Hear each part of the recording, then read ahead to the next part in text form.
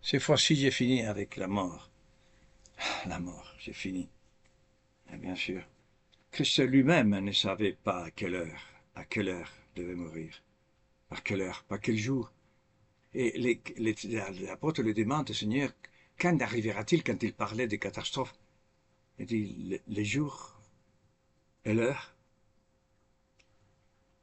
seulement le Père le sait. Mais pendant que nous ne croyons pas que cet homme n'est pas un homme comme un autre, Jésus-Christ est Dieu, tout le mystère est là, tout le mystère de la vie. Il n'y a pas un autre mystère.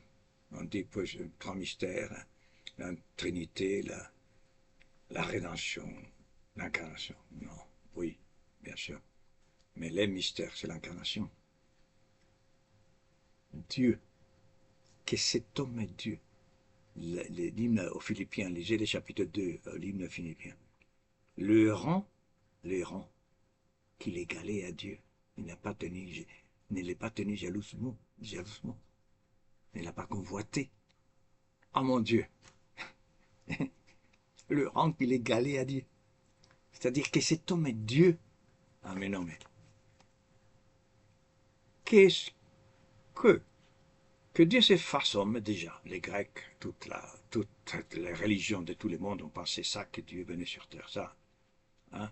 Et qu'il y a une bataille entre les dieux grecs et les hommes, un mélange de choses inimaginables. Tout ce mythe, de la mythologie grecque, hein, qui est très intéressante, qui déploie une grande partie de la réalité. Les Grecs sont géniaux, c'est incroyable comment ils sont dévoilés. La vérité, je peux dire trois quarts de la vérité au 99e, mais il manquait le plus important. Comme on disait encore, quand on rate les trains, 2 minutes, 1 seconde, on les rate. Donc tu peux être très près de la vérité et pas connaître la vérité. Parce que la vérité, c'est une personne. Mais qui aurait pu croire ça? Sinon, Dieu même. C'est Dieu quand Dieu s'est révélé à Israël, historiquement en Abraham. Dieu lui a promis un sauveur, un sauveur, un fils, une terre. Un fils, un messie, une personne. Donc nous parlons d'une personne. Ah là là là là, je me suis perdu, vous voyez. Et alors, donc la vérité, euh, euh, voilà, euh, la mort, l'agonie, l'euthanasie, ridicule, oui, ça veut dire bien mourir en fait, l'étymologie euthanasie, hein, bien mourir. Mais comment se fait-il éviter la mort, la souffrance? Mais éviter la seule chose que nous... vous savez, parfois nous, on a envie de crier en milieu de la rue, dans la nuit, de l'univers. Éviter la souffrance. Mais c'est la seule chose qui nous sauve, c'est la souffrance. Ce que nous appelons les chrétiens appellent la croix. La souffrance égale croix. La croix, celui qui ne prend pas sa croix ne peut pas être mon disciple. Et je les ressusciterai au dernier jour. Parce que la croix n'est pas seule. Ce qui nous justifie, ce n'est pas la croix, c'est la résurrection. Je vous disais l'autre fois de Jésus-Christ. Parce que Christ a vaincu la mort. C'est-à-dire cet événement qu'aujourd'hui, on veut nous, les chrétiens ne rentrent pas dans la mort. Parce que pour les chrétiens, il n'y a plus de mort. Si je pourrais crier, il n'y a plus de mort. Les péchés amenés à la mort. Nous disons dans l'agneau de Dieu enlève les péchés du monde. Parce que le salaire du péché, c'est la mort. Quand je pêche, c'est pas la mort, non. Quand je tue quelqu'un, excusez-moi, je tue quelqu'un, bon. Ah mais dis donc, pour moi, hein, qui est pire? Si j'ai tué ou pour moi, l'homme a un remords d'avoir tué quelqu'un, ou quand je me fâche, quand je fais une injustice, je récolte la mort. Quand un père, je me souviens d'une mère de famille, ah là là, qu'il pleurait, il pleurait, cette femme, je me souviens encore, il y a 50 ans presque, oui, 45 ans, oui, au moins. Elle disait, j'ai frappé mon fils. Il s'en voulait à mort. Je le frappais, il pleurait. C'est la mort qu'il a récoltée. Mais quelle est la bonne nouvelle de Christ? Les péchés, l'agneau de Dieu enlève la mort, elle peut dire le péché, la mort. Donc les chrétiens peuvent rentrer dans ces événements. C'est pour ça que les chrétiens disent Dies Natalis, le jour de la naissance. Ces gens-là, comme disait Brel, ces gens-là prétendent être plus intelligents que Dieu, et les personnes les suivent, et les autres parlementaires qui ne réfléchissent à rien, ils votent pour être tués. Mais être tué, vous savez qu'est-ce que c'est être tué? Ne plus voir une personne, décider que la personne, c'est fini maintenant que je veux. Mais qui es-tu pour abréger la vie quand le Christ même dit il n'y a que le Père qui a le pouvoir sur ces moments, parce que c'est le meilleur moment, parce que je ne peux pas hâter un moment. Si je viens faucher quelqu'un au milieu de sa vie, parce qu'il est malade, ce n'est pas le moment de la mort. Sûrement, Dieu a pourvu le meilleur, où il puisse connaître Dieu, être sauvé, parce que l'enfer existe. Le problème est que ces gens-là, ils pensent que à cette terre. Mais qui sont-ils pour Qui sont-ils? Je ne veux pas mépriser personne. Vous savez que l'incrédulité, ce n'est pas l'incrédulité, c'est l'idolâtrie en fait. On parlera un peu des idoles. Ce n'est pas que ces gens-là ne sont pas croyants. Ils croient, oui, ils croient qu'il n'y a rien. Mais c'est une croyance, ça. La pire des croyances, c'est qu'il n'y a rien après. Au maintenant, rien, nulle part. Vivons, faisons la fête, et que nous mourrons. Hein? Même la parole de Dieu dit ça dans l'Ecclésiastique, mais il l'a dit dans un sens que disent le monde. C'est pour ça que Dieu est venu, pour répondre à ces absurdités. Et toutes ces absurdités, ces hommes qui se tuent, ces philosophes et tout ça, qui deviennent fous. Et pourquoi en cherchant la vérité? Voilà. Donc, ces hommes qui se donnent le pouvoir sur la vie des autres, en plus, pas sur la sienne. Attends, je vais voir quand ils seront au bord de la mort, combien de personnes qui travaillent avec les personnes qui sont à fin de vie, ils disent combien ils sont revenus. Ah oui, qui n'a pas dit à un moment je veux mourir, mais qui n'a pas dit? Hein? Oui, la vie qui passe, la souffrance est tellement grande.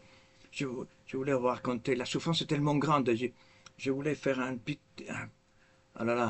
petite allusion peut-être je vous disais par rapport je pense avoir cité Rimbaud, Arthur Rimbaud, quand il écrivait un garçon de 17 ans, que un jour j'ai assis la beauté sur mes genoux. La beauté sur mes genoux, imaginez. Et je l'ai trouvée amère. Mais la beauté amère. C'est-à-dire quand tu as la mort en toi, la beauté même est amère.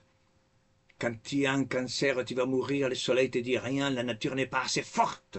Comme dit, je vois Dieu dans la nature, oui, mon œil, tu la vois dans la nature. Mais quand tu te disputé à mort avec ta femme, et le foyer est détruit, tes enfants sont partis, et non, rien ne peut te consoler, sinon le Dieu de l'histoire, le Dieu de Jésus-Christ qui est rentré dans l'histoire, qui est rentré par l'Esprit Saint à l'intérieur de sa apôtre. Ces dieux-là peuvent rentrer et rompre la mort qu'il y a en toi, mais pas autre chose. C'est pour ça que quand on dit qu'on appelle les psychologues, je vous disais, la mort, il y a un drame ici public et appelle tous les psychologues, mais la mort n'est pas une situation psychologique. Les personnes ne meurent. C'est l'Église, il faut appeler les spécialistes, le spécialiste de la vie. Qui est l'Église catholique? Les chrétiens, la vie, voilà, les spécialistes de la vie, c'est le Christ qui a donné la vie, Dieu lui-même.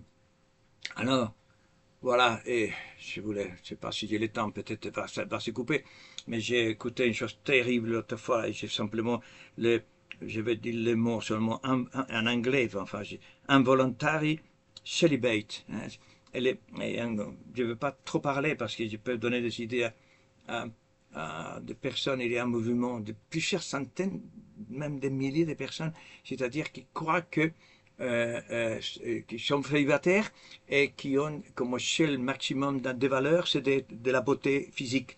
Donc quand ils ne sont pas physiquement très bien, il a des noms spéciaux les plus beaux, etc., et la vie est presque finie. Il n'a presque pas la peine de vivre. Donc voilà. Voilà. Et donc, ces célibataires, ils voient des choses atroces, ils les regardent. et un homme qui faisait une recherche sur ce mouvement, et il a trouvé le plus atroce de ces personnes, et l'a interviewé. Il est allé dans un pays de l'Est, je ne veux même pas dire le nom de ces mouvements. Et alors, il dit, et quand il a ce rendez-vous, ça rencontre que c'est une jeune fille avec un masque parce qu'il ne parlait pas. Et alors, cette personne voit des crimes directement, des massacres, de la chose la plus atroce que ce qu'on appelle les gores. Bon, voilà.